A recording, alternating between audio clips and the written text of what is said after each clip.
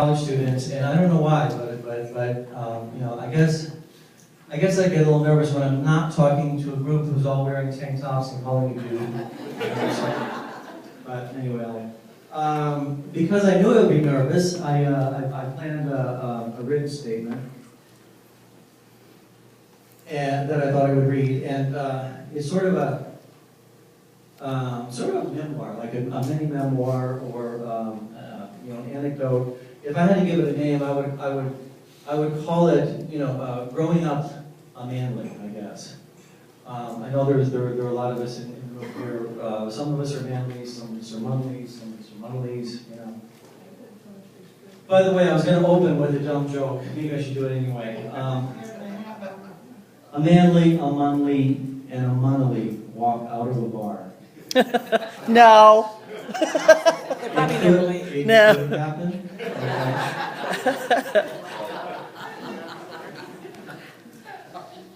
Okay, so anyway, here it goes. When I was writing this, I realized this is an assignment that I give to my students. I have them write a short memoir about something significant in their life. And when I was writing it, I thought, wow, this is hard. I need to start giving them better grades. So anyway, here it goes. So my name is Peter Manley. I've lived in San Diego since 1979. However, I grew up here in Scranton, on New York Street, a half a block from the Lackawanna County Jail, an institution that figured prominently in my life. This is a photo of the Lackawanna County Jail shortly after its completion in 1887. My Washington Avenue is still unpaved, and the cross street is New York Street, the one on which I grew up. By the way, my older sister took this photograph. It's a good thing she's not here. She's going to be here for dinner. Don't tell her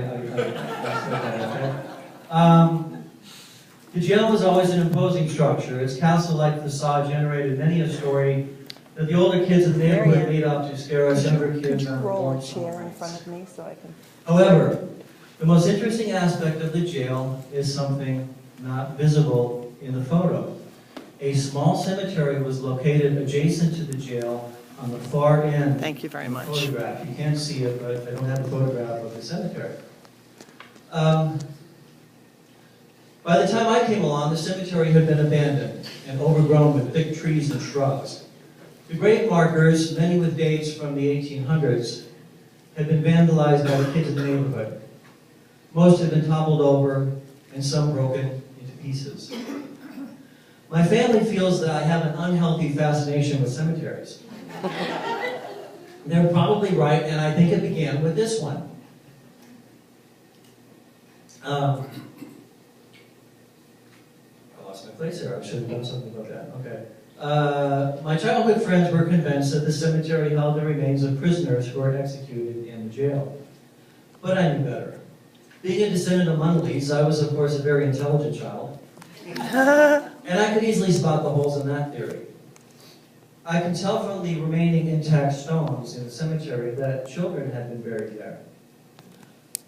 Also, most of the names of those interred there were German, and much of the language on the grave markers was German. As a child, this graveyard frightened and fascinated me. It was often hard to muster the courage to enter alone. The canopy of wild trees was so dense that daylight rarely penetrated. But I was drawn there. I never vandalized any of the stones. It made me sad and angry that the other kids did.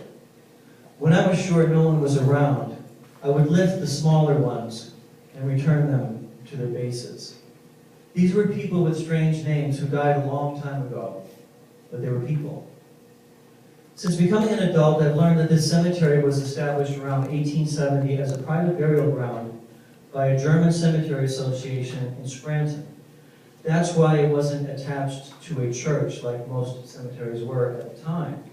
And it actually predated the jail by about 17 years. Mystery solved. When I was growing up here, people would ask me my name. I'm Pete Manley, I'd say. Are you related to Pat Manley, the warden of the county jail, they would ask? Everyone, and I mean everyone, would ask me this. Are you related to Pat Manley, the warden of the county jail? So I asked my father, I said, are you related to Pat Manley, who's the warden of the jail? No.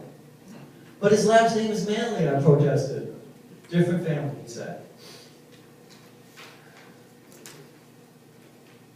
I remember feeling disappointed. The warden of the jail had to be the most famous Manley in Scranton, and I wanted to be related to him.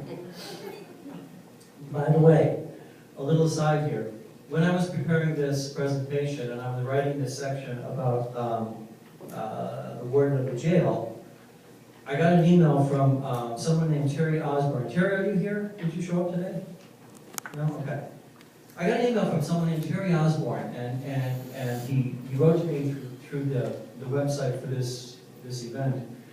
And he told me that his mother was a Manley and that his grandfather was the warden of the county jail. And I'm serious. These are the things that happen when we do genealogy. The strangest things occur. You know?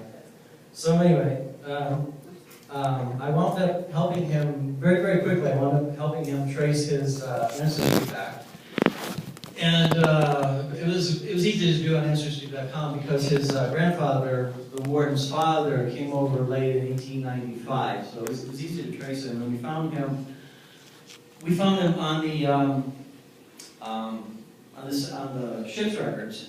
And I think his last name was spelled something like Munnelly, M-A-N-A-L-L-Y, or something like that. We find all kinds of strange spellings, which I'm going to talk about in a moment. You know.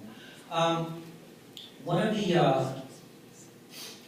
of the things I've been asked most by people who emailed me about this event was, you know, is my family actually part of this group? You know, am I, and you know, whether it was a Manley or a Munnelly or whatever, you know, should I come? Because you know, and like I tell everyone, you know, if your family came through this area, if they came through northeastern Pennsylvania, and their name was Manley or Munnelly or whatever, you're part of this group because I've had a hard time researching my great-great-grandfather because he came to Scranton very early. He was married in Scranton in 1858, and there was no record of his birth in Ireland.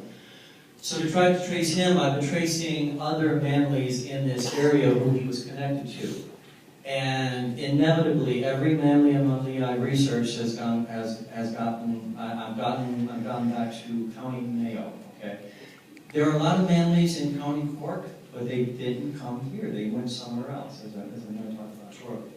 So, so if you're a Manley or a Munnelly and you're Irish and your family wound up in this area in the coal regions of northeastern Pennsylvania, you belong here. You're one of us. You're one of the O'Manila clan. Okay. Okay. So back to my story. Growing up, some of my friends had Polish last names. Many were Italian sounding. Most likely were Irish. These distinctions were important around here. Once when I was filling out a form for school, I asked my mother what nationality I was. She told me to write Irish. But my last name wasn't quite as Irish sounding as our Irish American neighbors, like the Gallaghers, the Dohertys, the Flanagans, etc. I now know my mother's name Barrett was originally Norman, but in County Mayo and around these parts, it's Irish. I remember consulting a book about surnames in the library and reading that Manley came from a town with that name in England. How can that be? I was told I was Irish. I was confused. Okay. I would grow up to discover I actually had a very Irish last name.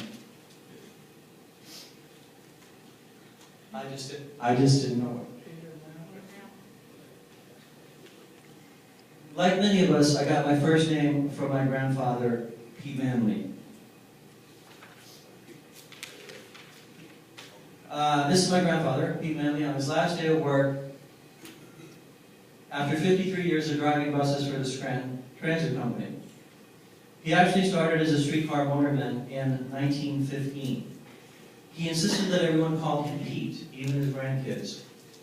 Pete's father was my great-grandfather John, who was born in Scranton in 1865. This is a photo of John and his wife Sarah Lally. The Lalleys came from the west coast of near Gisala. So this is a photo of John with his wife Sarah Lally and 7 daughters and 2 sons. This is my grandfather right here. Like I said, I was named after. And this was his brother, the only other son, Gerald. There. My family loves this photo. Everybody has a copy of it.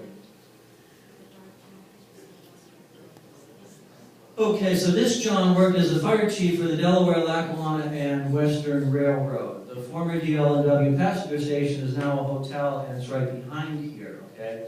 Behind this hotel. And did you like that last night? We had great food. You had great food? It was beautiful, beautiful Okay, building. yeah. If you're here from out of town and you get a chance, please, try to stop over there. It's a beautiful old station. It has real, Tiffany glass in the ceilings, and it's been restored wonderfully. And they have good food. Oh, and they are notorious for their brunch on Sunday. So you might want to consider that for tomorrow when we'll go for brunch. And I think it might be a good idea to make reservations if you're planning on doing that. You'll find them online. It's actually Radisson, right? Yes, ma'am. It's Radisson Hotel in Scranton, so if you want to look them up online and make reservations for brunch tomorrow. Okay, so my great-grandfather, this guy, named my grandfather after his younger brother Peter again, who was born in 1871. Irish and Irish-American families have about 5 first names that they keep recycling. And Peter was one of them. There's another Peter Manley from my family here who I'm really excited about, and I'll talk about that in a moment. But there are a lot of Peters, okay. So when I first became interested in my family's history, I wanted to learn as much as I could about my great-grandfather and his 8 siblings. This proved somewhat easy, except for 2 brothers. Anthony, the oldest, and the Peter I already mentioned, seemed to drop off the census records as soon as they became of age. I eventually located Anthony. He had moved to Philadelphia and married a German immigrant named Margaret in 1898. They never had any children. When they died, Anthony and Margaret were buried in Philadelphia's Oddfellow Cemetery, which had been established in 1849. This is a photograph of the original Oddfellow Cemetery. It was established so early that it was actually pretty far downtown in Philadelphia, and it was kind of in the way. In 1951, the Oddfellow Cemetery was